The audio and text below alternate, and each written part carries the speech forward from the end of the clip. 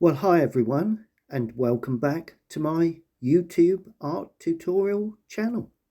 I'm a professional artist working from my studio in Essex in the UK and painting plein air in the countryside.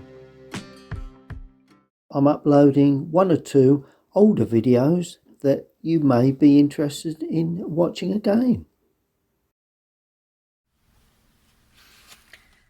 Good. Well, we're what I would say as in the first washes stage of this painting. So I'm going to make certain the brush is completely loaded with water. And I'm going to paint the blue sky. Now, it's a very deep blue. And I think it's important in these subjects to pick up a really deep blue sky. So I'm going to use Prussian blue, which is a little unusual for me in skies, but on its own it's probably not the right blue, so we need to make certain that we have a nice deep dark blue colour. That's it. And I'm going to put a bit of red with that, and that's cadmium red, to give it a really deep dark blue.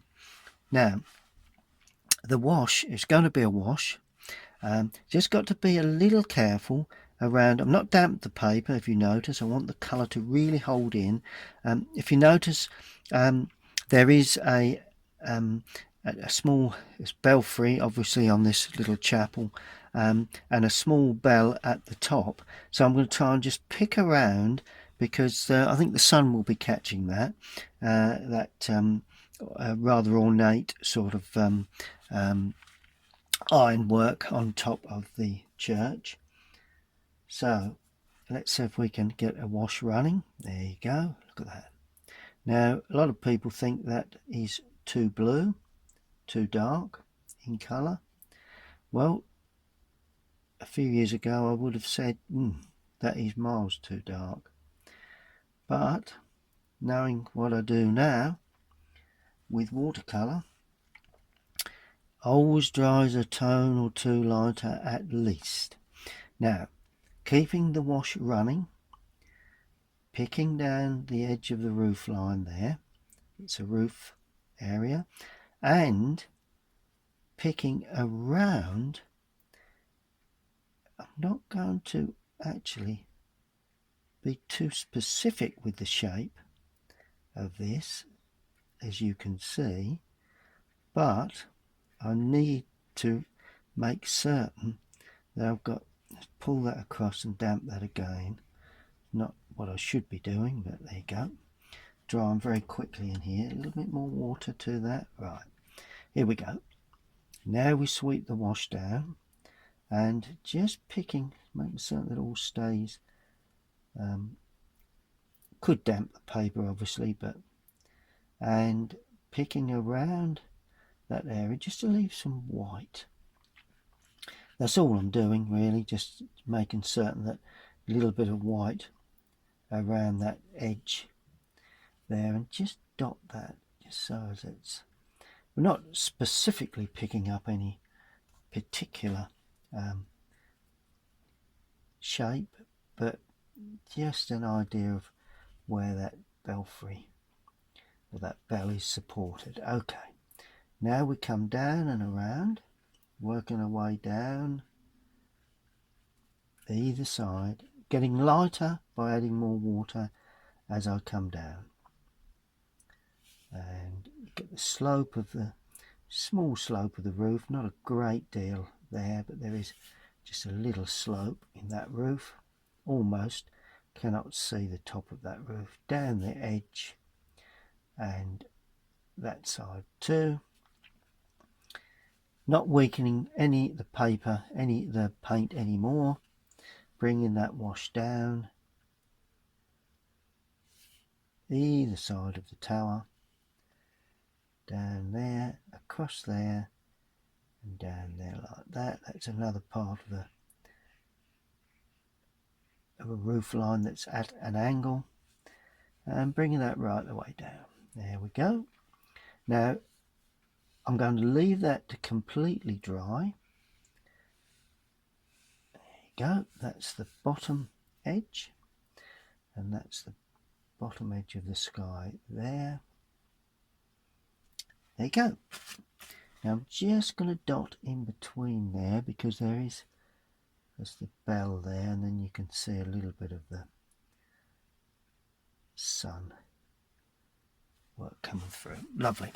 So that is, to be honest with you, all you need to do for that particular passage of this painting. Quite a simple process, not being too neat. It's an old build, very old build, so consequently you need that to show through. Okay, right, now we can clean the brush thoroughly, and while that's completely drying, I'm going to put in some colour onto the road, just so as it gives the building something to sit on. And for that I'm going to use raw sienna to start, and that Prussian blue is very, very strong. You have to get rid of that Prussian blue, but a little raw sienna, a little bit of burnt sienna too going in there. There we go. A bit more raw sienna, that's nice. Nice bit of warmth. And notice how I'm painting the way the road actually runs. And as I come into the foreground, I'm adding a bit of light red to that. There we go. Nice bit of light red as that road comes forward. And a bit of, can I pick up a little bit of, yes, a little bit more red there, a little bit of red. It's quite a rough road. It's only a rough affair. And the path is going to be burnt umber.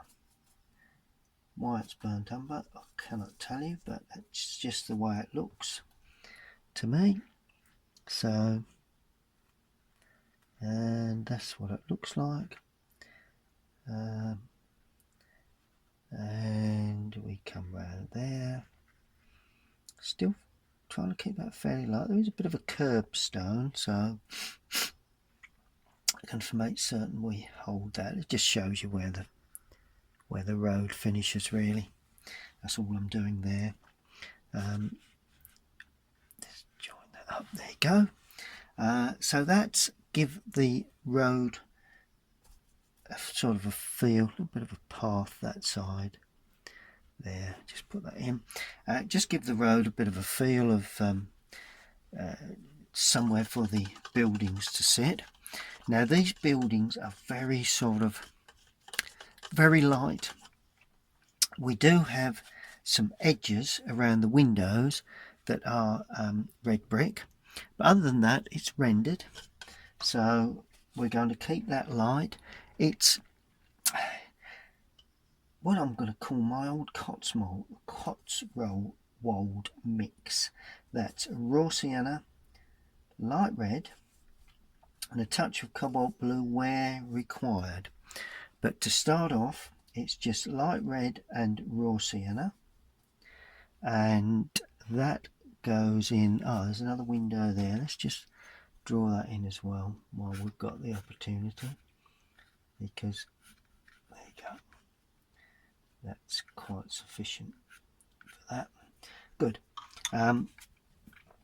Now there is a surround around those of red brick, but that can always go in later. Let's just paint in this wash of colour. Yeah, it's all the same, so there is a surround, as I say, but let's just leave that for the present. Brick surround on that, but that will go in over the top because the tone is slightly darker, so there's no reason to leave that. That's a little bit lighter. There's a little bit of an opening there. That's a little lighter. Well, there's another door there. Missed that. just a moment, need to put that in. Just a matter of trying to pick up the light of the building, really. There is another opening there that I've failed to draw in. A bit of perspective. Always nice to put in what we do have.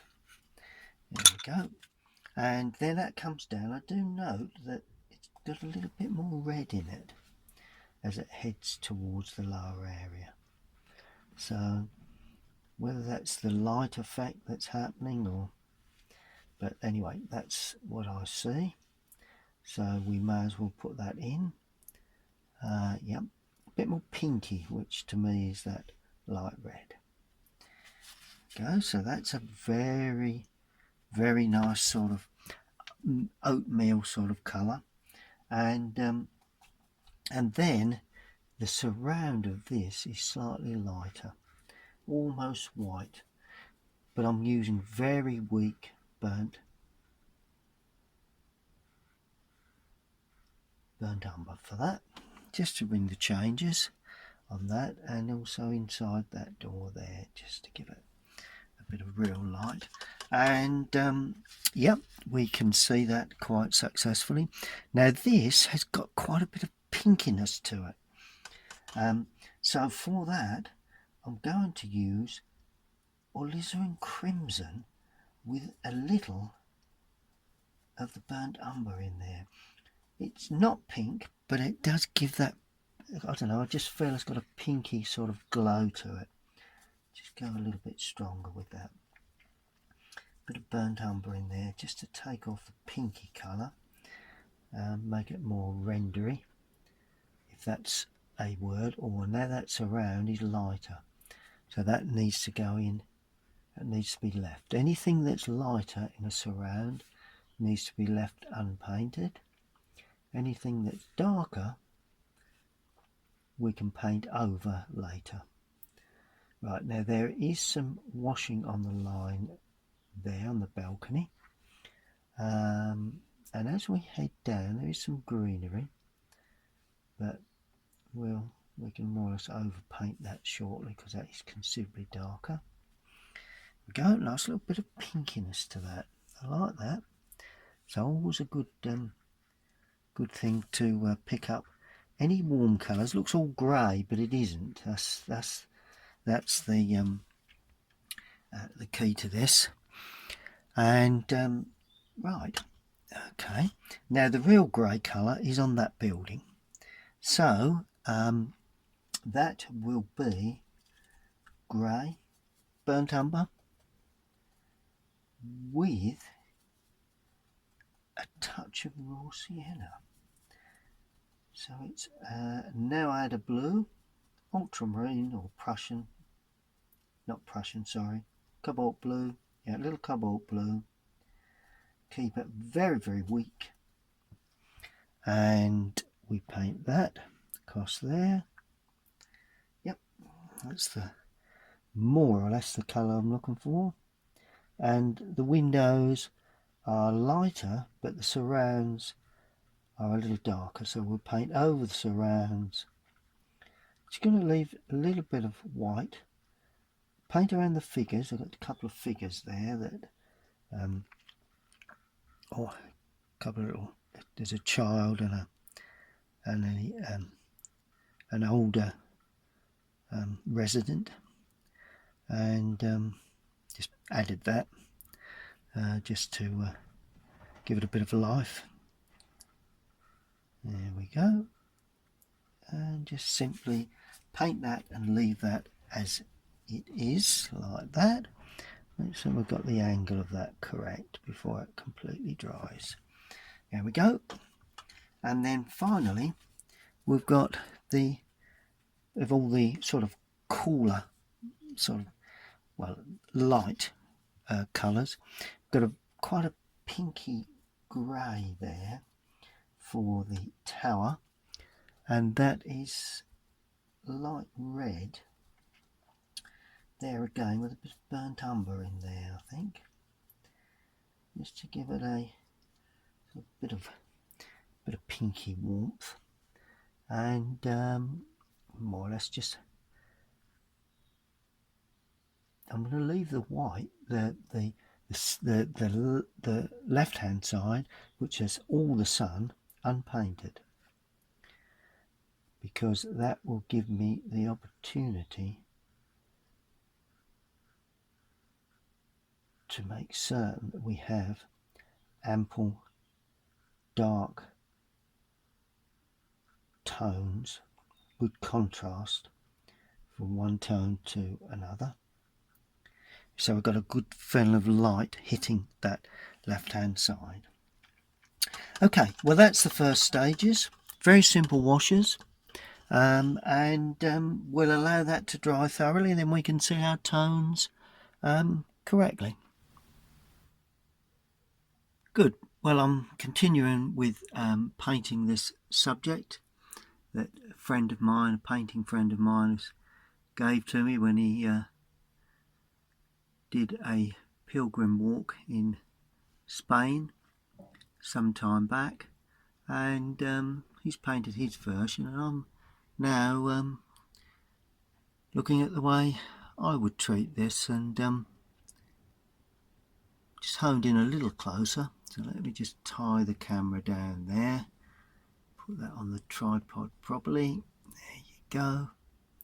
Make certain it doesn't move. Good. Okay, well the next stage will be, need to just select a slightly smaller brush. Notice how I was working with the mop brush to start with, which is that one there, number 4, De La Rowney, series 24, squirrel mop brush. And now I'm going to start using slightly smaller brushes. Good. Okay, well the next area will need to be some more details to the building. Now the building, we've got some nice sort of edges or brick surrounds to these windows. Lots of buildings have this sort of brick surround, and it's sort of like there. It's in the reveal as well, and it's just a surround really like that. So it goes up, down, down, and across the bottom. Yep.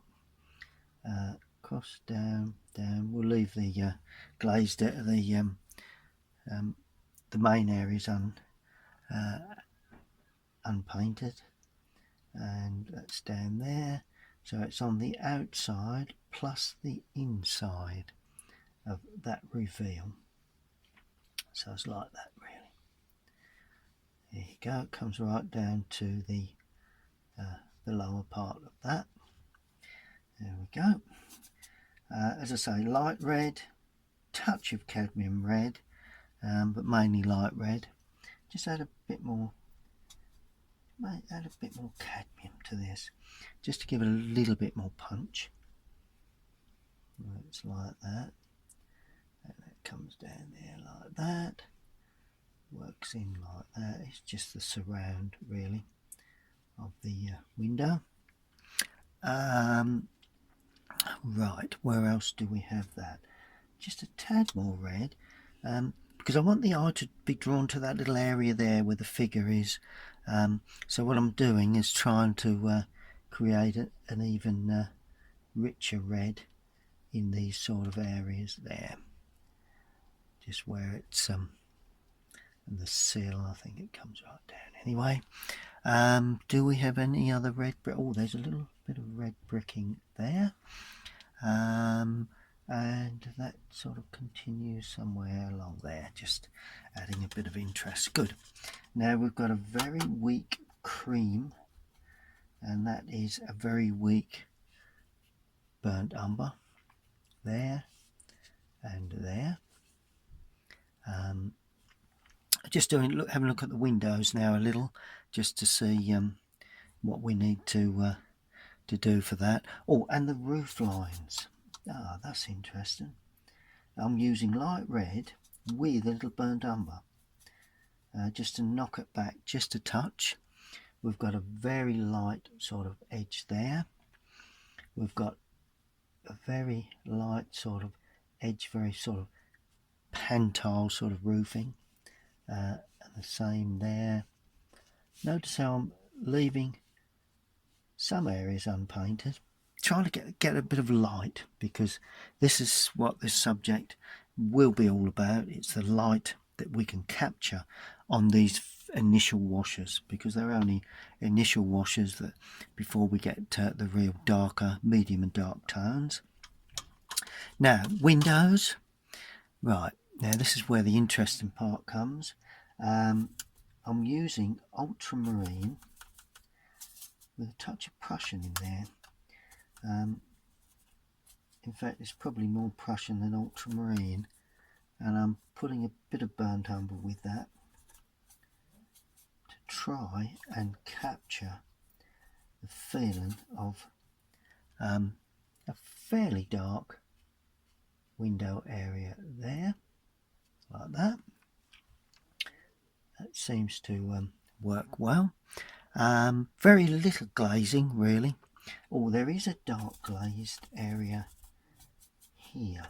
Now this one is really dark, so I'm just using burnt umber and ultramarine. It's very, very dark, this, or at least the top part of the glazing is there, which comes off quite well. And then that door area there, that's going to be purely burnt umber. Paint's drying. It's very warm in here this morning, and the paint is drying particularly quickly, which is in many ways not a bad thing. I'm not sure whether it is panelled, but it's and we've got an overhanging roof greenery area there, so that's more or less a doorway, and I'm just weakening the lower part just to give it a bit of life, a bit of texture. So that's a doorway. Then a little bit of this burnt umber for these very light windows there. Good, that sort of sums it up. A bit of raw sienna for the inside of that door. Don't know why, but I just feel that's more or less what it is there. We do have a window here, which is quite interesting. Just having a look at the tone values now. Bit of brickwork I can see. Good. Right, now we get some real colour. First bit of real colour is the washing. I'm going to use cadmium red and alizarin crimson, because that is for that sort of shirt that's overhanging on the washing line there. There you go, nice bit of red. Also having some blue, which is going to be cobalt blue. Nice to have, that's more or less jeans really, I think, that's hanging from the washing line there, like that. There you go. There is white, but there's also a brown black burnt umber, quite brown sort of garment there, and possibly there.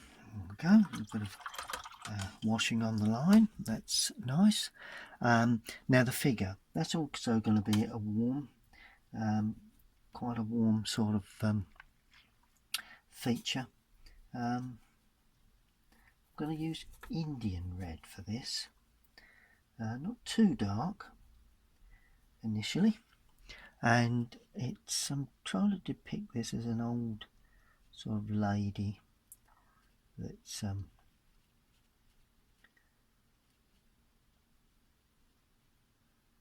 there.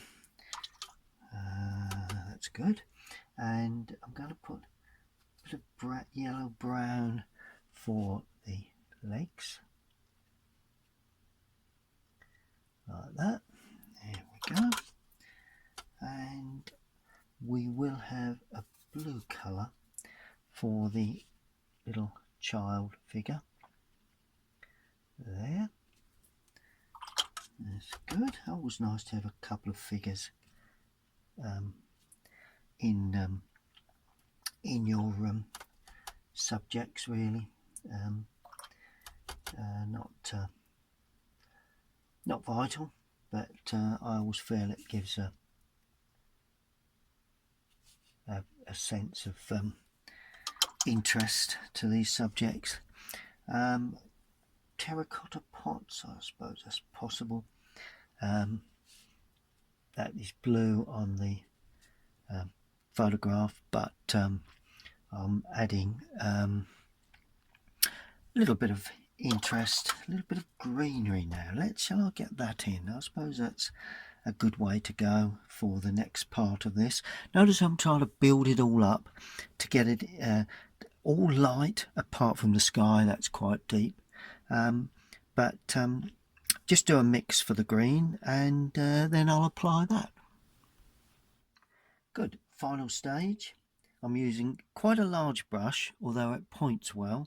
It's somewhat larger than, it's more or less a number 8 rigger, really. And I've mixed Prussian blue with alizarin crimson. Now that is going to be my shadow colour, because I want to try and get this warm, sort of aged feel to this cottage or this street scene. Okay, so first areas, and that needs to be very dark, because if it's not dark enough, then we're not going to achieve the effect that we're looking for. Notice I'm leaving a bead of white on the top to give a feeling of light, just catching the edge of the gutter, and it will also lay a little bit on the roof itself, like that, so it comes across, down. See how nice, rich, dark shadow that is. Now I'm going to paint the undersides of this reveal there, because that will be in sunlight. The underside of that reveal, the sun is hitting that and going in, very, very dark. There's another area here, picks up the perspective of the window and tucks back into the reveal, like that. Make certain we finish that right. It's getting worse. There you go. And same here, up to there and down.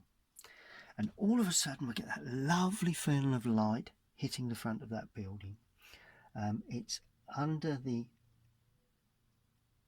balconies, like that, plus a casting shadow which would run down the wall. That's interesting. You know, it doesn't run at an angle, it runs down the wall. You can actually see it on the photograph, but that's underneath, and then it runs down the wall like that. Just a bit of an angle, actually. That's it. And all of a sudden the balconies stand away. Good. So, you know, shadow work is not difficult, but it's knowing what colour you need. You know, it's but those colour mixes work well for me. I painted in Spain for a long for a time in groups, and very hot, and I tended to get used to the colour mixes eventually. It's not an exact process, but eventually I got used to the colour mixes. And that's an overhang of the roof line that runs away at the back like that. So that lays there. That's it. That's a building that's going back almost dead level with us. Then we've got a overhang shadow there, and that gutter comes under there, that's good.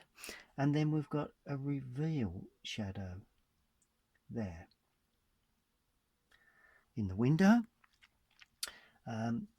This is just a small shadow because that actually is flush, that area there, but this is the washing that is casting a shadow in the background. Just cross like that and down like that, down on the wall, and then we have the jeans there, the shirt there, and the balcony of course will cast a shadow, so all gives a lovely light effect. We've got a shadow on the window reveal there. Good, that's pretty much as I would have envisaged this shadow work. That's a reveal of the window, so we need to make certain that's painted in. We need to now pick up, I want to remove anything I've painted on originally. Right, there's a nice bit of shadow there, and there's some lovely shadow work there, quite rough and uneven. That's it.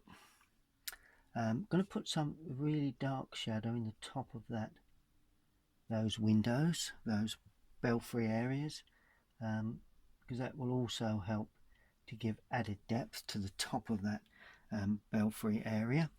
And then of course we've got the underside here. Just bring it across that gutter, but not paint right the way over. Leave a gap, paint that through. Should see why later on. Right, now another good area. Really liking the way this sort of picks up the real sunlight effect of this sort of subject.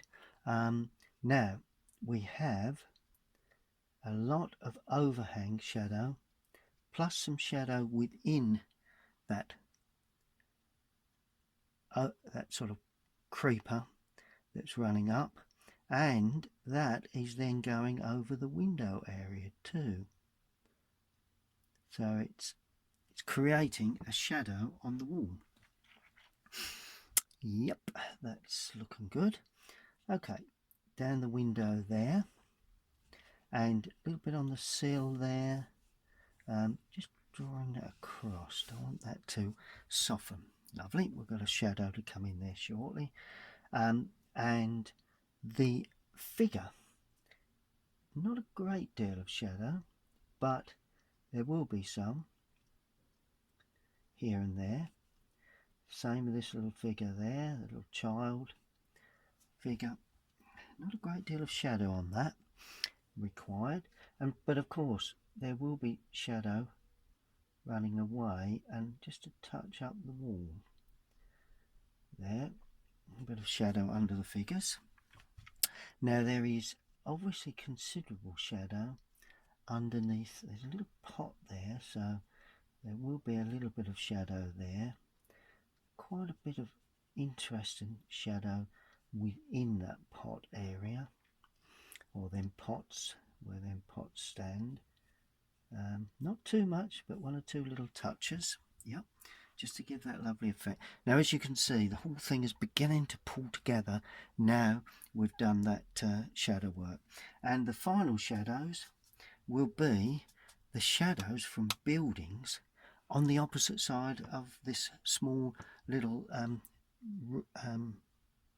little town road really. Now I'm going to make certain I have enough colour on the brush.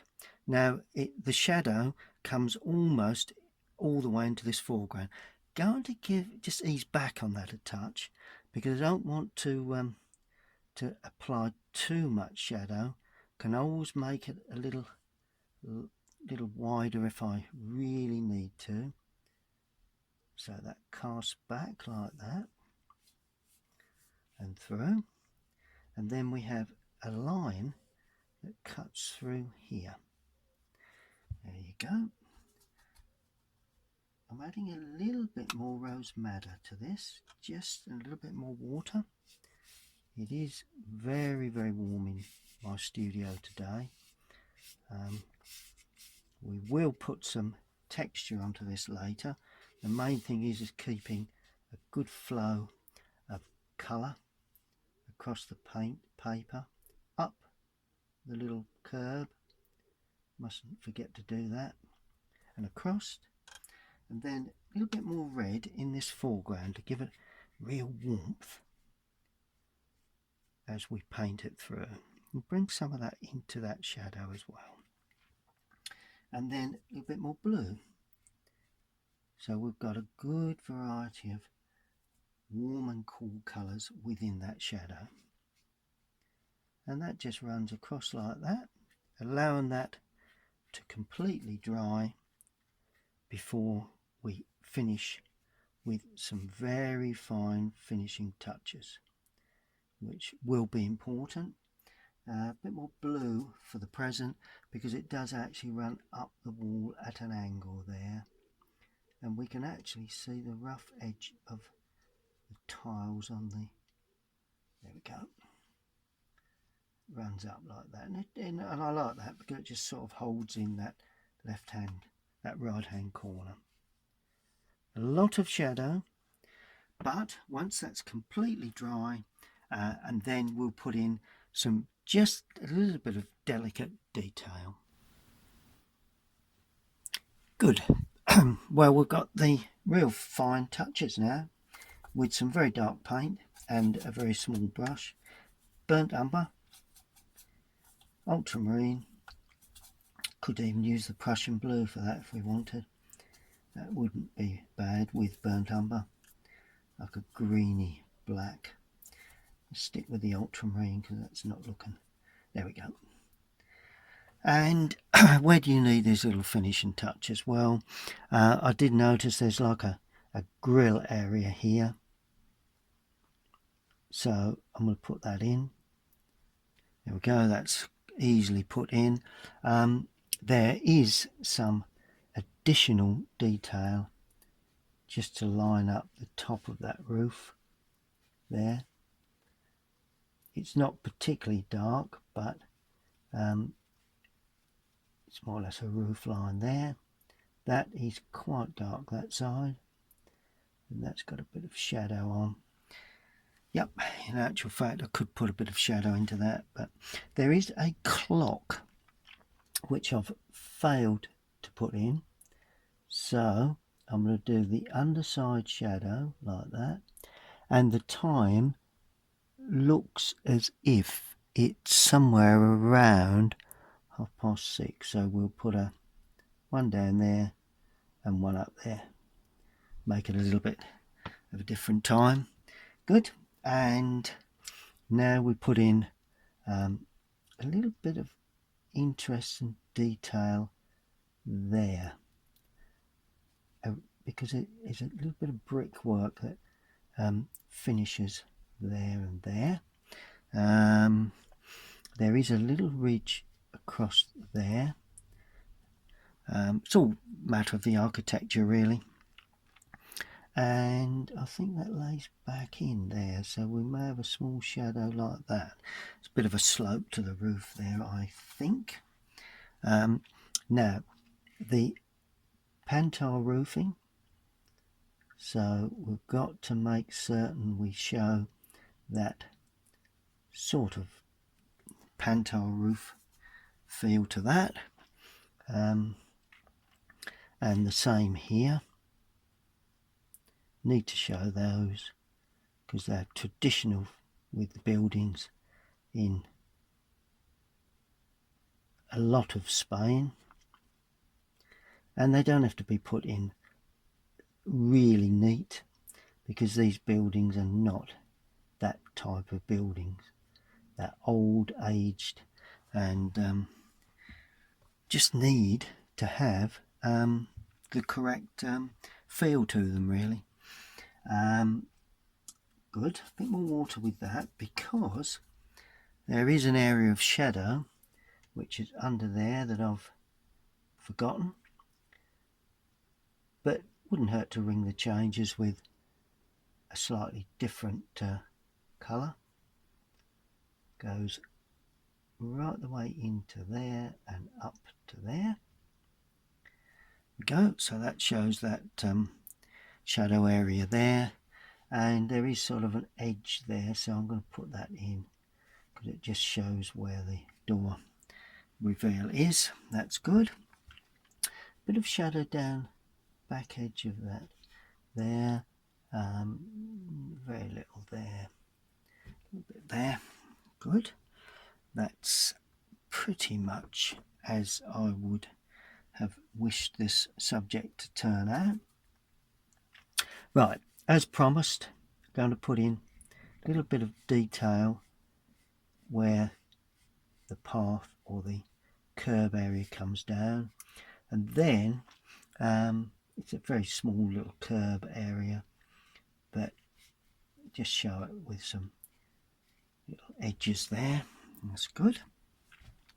And I always like to put some little edge touches where these buildings sit onto the ground, because quite often, you know, there is little edges that you know, it just indicates where the building finishes and the path begins, really. That's about all that does. And there is just sort of like a path area here, so what I'm going to do, just indicate just a little bit of texture for that path around there, just to ring the changes in that bottom left hand corner. Just be a little bit more clearly defined there. There we go, there we go. That's good. So that's just deepen that corner up, and there will be a little bit of texture. I always like to show just a sense of, it just gives us perspective. I don't know, some sort of road markings that gives us a little bit of a sense that perhaps there is some cars that would have been around at some point, and just spread a bit of this colour across that road, because I want to really just give that little area a bit of warmth. There we go, that's better. There you go, that'll dry back. Good. So that's pretty much it, really. Just a bit of weak colour, because there is it's a little bit of stonework to this old building, and I want to indicate that with just one or two little touches of markings. Now, I'm not going to do too much to this. It's so easy to overstate this sort of thing. Notice I'm putting one here and one there, little cluster, not as much around the figure. And that really is pretty much there. Just the bells are tending to look a little bit too white, so let's just add a little bit of colour to the right hand side there, just to give them a little bit of life. So don't want to take away from the cleanness of those. There we go, just to give them a little bit of colour. But other than that, I think we can sort of safely say that that is a bit of lining to the window frame there. I think we can say that as far as it goes, that probably is about finished. Well, there's the subject. My painting friend John did the walk, the Camino Trail to Santiago, and he One of the villages he passed through was Tajardos, I think is how you pronounce it. Apparently there's a festival going on there, so he sent me this picture, and by the way, he raised an awful lot of money for charity, which is good on him. And he ended up at some point at this lovely old village, and just bring that into focus. There you go.